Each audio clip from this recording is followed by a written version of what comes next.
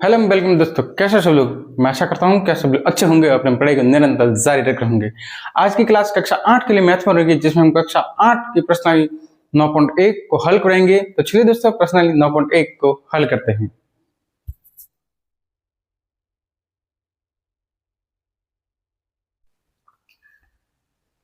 तो चलिए दोस्तों, प्रश्नावली 9.1 का पहला सवाल है, एक मेज की ऊपरी पृष्ठ सतह का आकार समलंब जैसा है यदि इसकी समानांतर भुजाएं 1 मीटर और 1.2 मीटर हैं तथा इन समानांतर भुजाओं के बीच की दूरी 0.8 है तो इसका क्षेत्रफल ज्ञात कीजिए। जैसे कि ये टेबल है, इसकी ऊपर वाले समानांतर भुज दिख रहा है, क्षेत्रफल ऊपर वाला दिख रहा है। इसकी ऊपर वाली भुजा तो 1 मीटर है और इसकी नीचे वाली भुजा के 1.2 मीटर है, तो इसके बीच की दूरी कितनी हुई 0.8 मीटर है। तो इसका क्षेत्रफल ज्ञात कितना है। तो कैसे करते हैं, तो इसके क्षेत्रफल ज्ञात करने का सूत्र है 1/2 समांतर भुजाओं का योग इंटू इनके बीच की दूरी। ये क्या इसका सूत्र है, लिखिए। तो इसका सूत्र लिख सकते हैं। ये सूत्र आपको याद होना जरूरी नहीं था, नहीं तो क्या होगा 1/2 समानांतर भुजाओं का योग इंटू दूरी, इनके बीच की क्या है, ये दूरी लेनी है। समझ गए, सॉरी ये ऊंचाई मान लो, उसको ऊंचाई मान लो या दूरी मान लो, दोनों सेम ही है।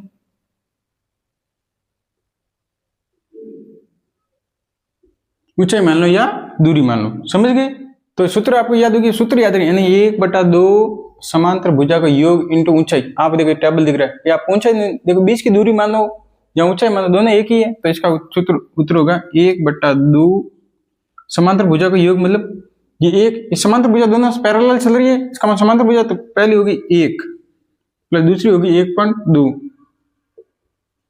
इंटू ऊंचाई कितनी 0.8 मानी इतना, 0.8 बराबर 1.2। इन दोनों को जोड़ो तो 2.2 इंटू 0.8। अब इसका इससे या तो 1/2 लिख दो, लिख दिया, इंटू इसको इससे गुणा करो, कितना हो 2.2 को 8 से 0.8 से करो गुणा। देखो 8 दूनी 16, 8 दूनी 16 1 17, कितना 0.12 है, तो 1 2 छूट तो 1.76 आ रहा 76। अब देखो, अब वापिस इसको लिख लो 1.76/2, इसका इसमें भाग दो, कितना आ रहा है 1.76 भाग दो 0.88, तो कितना उत्तर आ रहा अपना, अपना उत्तर कितना है 0.88 मीटर आ रहा है। समझ गए, ये आपका क्या है उत्तर, समझ गए। तो चलिए दोस्तों, इसको एक बार अपनी नोटबुक में नोट डाउन कीजिएगा, फिर अगला सवाल हल करते हैं। नहीं समझ में आए तो वीडियो को रिपीट करना, वापस 1-2 बार देखना और खुद से हल करने की कोशिश करना।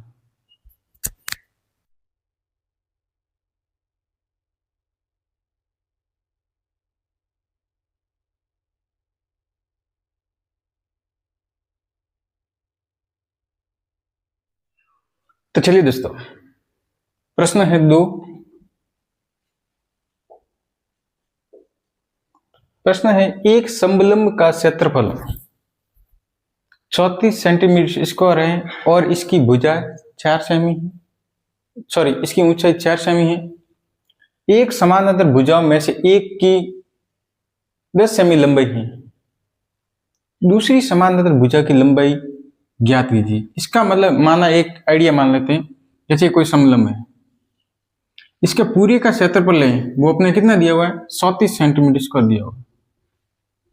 दिया हुआ, लेकिन इसके बीच की दूरी कितनी मानी है, इसने मानी है यानी ऊंचाई 4 सेमी की है, लेकिन एक की भुजा कितनी 10 मानी है, तो इसकी ज्ञात करना। अब इसकी आपको क्या करनी है, ज्ञात करनी। यानी पिछली बार में क्या हुआ था, पिछले सवाल मतलब देखा था, पिछले सवाल उसका क्षेत्रफल ज्ञात करना। क्या ज्ञात करना था, क्षेत्रफल, लेकिन अब की बात क्षेत्रफल तो दिया हुआ है और इसकी दूरी भी दी हुई है और एक भुजा की लंबाई भी दी हुई, लेकिन दूसरी भुजा की लंबाई ज्ञात करनी है। तो आप पहले लिख लो, इसकी ऊंचाई लिख लो, ऊंचाई कितनी दी हुई है, ऊंचाई दी हुई है 4 सेंटीमीटर, ठीक है। फिर इसका क्षेत्रफल कितना दिया हुआ है, 34 सेंटीमीटर इसको दिया हुआ है।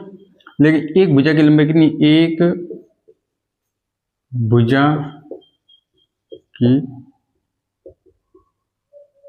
की लंबाई दी हुई कितनी, 10 सेंटीमीटर दी हुई। लेकिन दूसरी भुजा की लंबाई कितनी, यानी अपने क्या, दूसरी भुजा की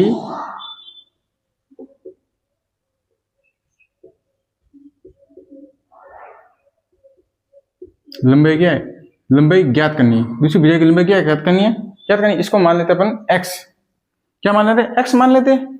तो चलिए इसका सूत्र लगा देते हैं। इसका सूत्र है 1/2 समानांतर भुजाओं का योग। सूत्र आपको याद होना जरूरी है, सूत्र याद नहीं होगा तो सवाल नहीं होगा। इंटू ऊंचाई, यानी समानांतर भुजा का योग। समानांतर कौन, ऊपर वाली भुजा और नीचे वाली भुजा का योग, और इनके बीच की दूरी है कितनी, 4 सेमी है, उसको करना है। तो माना 1/2 समानांतर भुजा कौन सी है, पहले इसको मान लेते पता x मानिए, ठीक है। समानांतर पहले भुजा कौन सी है, 10 सेमी है, और दूसरी तो मिली नहीं, तो अपने माना x माना, क्या माना, ठीक है। इंटू इसके बीच की दूरी कितनी है, ऊंचाई कितनी है, 4 सेमी है, तो इंटू 4, और कुल क्षेत्रफल दिया तो क्षेत्रफल यहां लिख दो 34 लिख दिया। अब आपको करना 1/2 है, 2 को इस साइड ले जाओ, 34 इंटू 2, तो ये हट गया। तो इसको इससे गुणा कर लो, 10 को 4 से करो, कितना हुआ, 40 हुआ, प्लस x को इसको करो 4x, ठीक है। इसको इससे गुणा करो, कितना हुआ, 68 हुआ, कितना हुआ, 68 हुआ।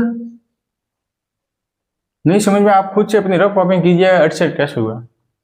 अब 40 प्लस 4x, इसको पलट दो तो 4x इस साइड आ जाएगा, इसको इस साइड ले जाओ तो 40 माइनस 40, 68 है, 68, तो इसको कर दो, तो इस साइड कर लेते थोड़ा सा, कितना है, 4x लिखा, 4x बराबर 68 माइनस 40 बराबर x, इसको इसमें घटा कितना रहा, 28/4, तो x बराबर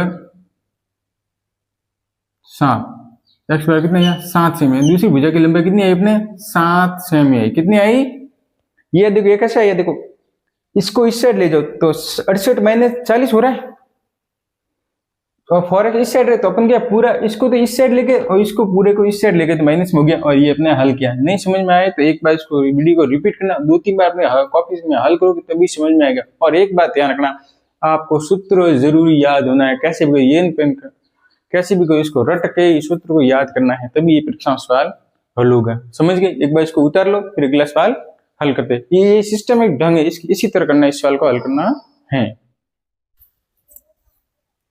तो चलिए दोस्तों 9.1 का तीसरा सवाल है, एक समलंब के आकार का खेत ABCD की बाढ़ की लंबाई 120 मीटर, बाढ़ की मतलब ये 6 समलंब यहाँ से लगाकर यहाँ तक, बाढ़ की इसका बाढ़ की लंबाई मतलब परिमाप, इसके चारों ओर की परिधि है, इसका परिमाप कितना दिया हुआ, 120 मीटर दिया। ये जितनी लाइन खींची इसका पूरा का माप कितना है, 120 मीटर है।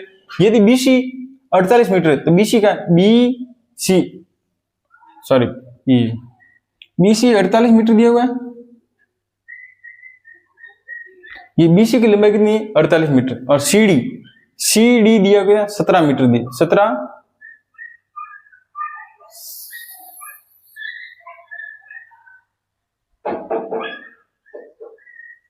ये सब मीटर में है, सॉरी। देखो BC दिया हुआ है 48 मीटर दिया हुआ है, और CD दिया हुआ है 17 मीटर दिया हुआ है, और AD कितना दिया हुआ, 40 मीटर दिया हुआ। तो इस खेत का क्षेत्रफल ज्ञात करें, यानी पूरे का अभी परिधि इसकी सारा का परिधि दी हुई है, और इसका क्षेत्रफल ज्ञात करना। तो AB समानांतर भुजा AD तो BC पर है, AB है, AB भुजा समानांतर भुजाओं AD और BC पर लंबी, ये क्या है, लंब है, क्या है, लंब है। तो आपको इस सवाल को हल करना है, तो आप पहले लिखो एडी एडी कितना दिया हुआ है 40 मीटर है। फिर कॉमा बीसी कितना दिया हुआ है 48 मीटर है। और डीसी कितना दिया हुआ, सॉरी सीडी कितना दिया हुआ 17 मीटर है। ठीक है। और ये कौन ए बी सी कितना दिया हुआ है 90 डिग्री। कितना है 90 डिग्री। और इसका परिमाप यानी इसके बाढ़ की लंबाई इसका यहाँ से यहाँ तक है, तो बाढ़ इसका परिमाप कितना दिया हुआ है, यानी परिमाप बोले तो ए बी सी डी का परिमाप कितना है बराबर 120 मीटर है। कितना है 120 मीटर दिया हुआ है। ठीक है। अब इसको हल कैसे करेंगे, अब देखो ये भुजा दिए, ये दिए, ये दी, लेकिन ये नहीं दी, तो इसका परिमाप दिया आपने 120 दिया, तो इसको भुजा को निकाल लेते हैं। तो देखिए देख लीजिए इसको कैसे निकालते हैं। तो लिखो a b plus b c plus c d plus d a बराबर अपने कितना उत्तर दिया, बराबर कितना दिया, ये पूरे का माप कितना है 120 मीटर है, तो यहाँ लिख दो 120 मीटर। ठीक है 120 मीटर दिया हुआ है, इस साइड ही लिख लेते हैं। इसके पूरे का माप कितना 120 मीटर है। ठीक है। ये भी कितना है, ये भी नहीं दिया, तो ये भी लिखो ऐसा का ऐसा। प्लस बी सी कितना है कि 48 प्लस सी डी कितना है कि 17 प्लस डी ए कितना है, डी ए मानो या ए डी मानो 40 है बराबर 120 मीटर। ठीक है। अब ए बी ऐसा कैसा लिख लो। अब इन तीनों को जोड़ दो, कितना हुआ 48 17 40 कितना हुआ 5 और 10 105 हुआ। तो 120 में से 105 घटा दो, इसको इस साइड ले जाओ, तो ले 120 में से 105 घटा दिए, तो अपने ए बी बराबर कितना निकला 15। कितना निकला 15 मीटर निकला। ठीक है। ये तो किसका माप आया, इसका माप आया, कितना है इसका, यानी ए बी बराबर कितना निकला 15 मीटर निकला। ठीक है। तो अब इसका क्षेत्रफल ज्ञात करना है, यानी समलंब का क्षेत्रफल ज्ञात करना है। देखो ये भुजा अपने कितनी निकली ए बी बराबर अपने मान लो ये यहाँ 15 मीटर निकले, तो अभी समलंब का क्षेत्रफल ज्ञात करना है। तो इसका क्षेत्रफल ज्ञात करना, क्षेत्रफल ज्ञात मैंने समलंब का क्षेत्रफल का सूत्र बताया था आपको 1/2 समांतर भुजाओं का योग गुणा कितना है, ऊंचाई मानी थी, ये ऊंचाई लिख लो तो। ठीक है। तो 1/2 समांतर भुजा ये कितने 40 और 48 है, तो यहां लिख लो 40 प्लस 48। इसकी हाइट ये निकल गई, ये इसकी लंबाई ये कितनी निकली 15 है, तो इसको लिख दो 15। तो हाइट ही निकालनी थी, तो 15 निकल गया। अब देख लो 1/2 40 और 48 कितना 88 हुआ इंटू 15। अब इसको इसमें या तो गुणा कर या भाग दो, इसको काट दो इससे, तो कितना 44 हुआ। तो 44 इंटू 15 ध्यान से देखना। अब इसको इससे गुणा कर लो, तो 44 को 15 से गुणा कर लो,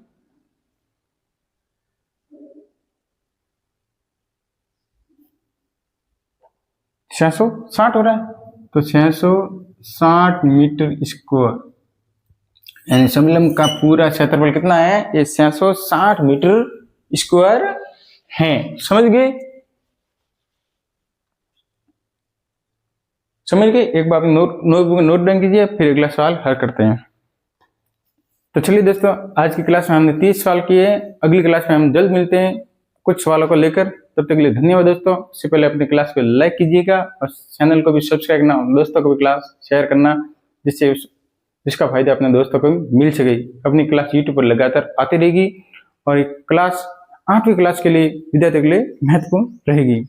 तो अपनी ये जब एक महत्वपूर्ण सूचना, जब मैं सवाल पढ़ा तो अपनी रफ कॉपी और नोटबुक भी साथ में रखिएगा, जिससे कि आप जो भी पढ़ा मैं उसके बाद इस सवाल को अपनी नोटबुक में नोट डाउन कीजिए और बाद में सवाल को अपने खुद से हल करने की कोशिश करना। और बिना देखे हल करने की कोशिश करना। तो धन्यवाद दोस्तों।